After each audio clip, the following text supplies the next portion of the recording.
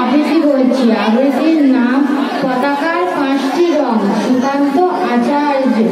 বলো তো দেখি পতাকার মোদের কয়টি রং আছে?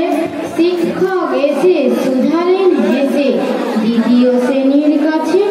একসাথে মিলে সব ছেলে বল চিৎকার করে জোর, 3টি বর্ণ রয়েছে রাগান জাতীয় পতাকা জুড়ে।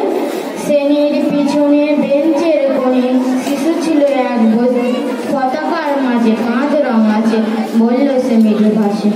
কথাটা শুনে বাকি শিশুগণে হেসে খায় লুটোপুটি। শিক্ষক রেগে বলেন হেঁকে বোঝাও কি করে 5টি? মাথা নিচু করে ভয়ার্থ স্বরে সরল শিশুটি বলে, ওপরে গেরুয়া মাঝখানে সাদা, সবুজ আছে তার তলে, আর আছে আঁকা গোলাকার জায়গা, নীল রং আছে এতে। শিক্ষক বলে এটিকে ধরলে তবুও হচ্ছে 4টি।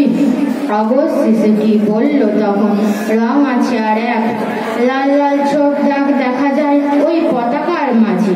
বাবাকে যখন আনলেন ওরা কফিনের ঢাকা খুলে, জড়ানো রয়েছে দেহ কানাটা পতাকা আর ফুলে।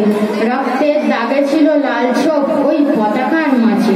এই নিয়ে মোট হলো 5টি। এবার তো ঠিক আছে? সরল শিশুটির জবাবখানি কাঁপিয়ে দিল বুক, অশ্রু এলো নয়ন ভরে, শুকনো হলো মুখ।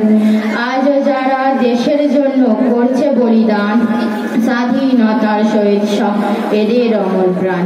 হয়ে যে স্বাধীন পেরিয়ে গেছে 78টি বছর, দেশ বাঁচাতে যাচ্ছে যে প্রাণ রাখছি কি তার খবর? দেশ বাঁচাতে যাচ্ছে যে প্রাণ রাখছি কি তার খবর। নমস্কার।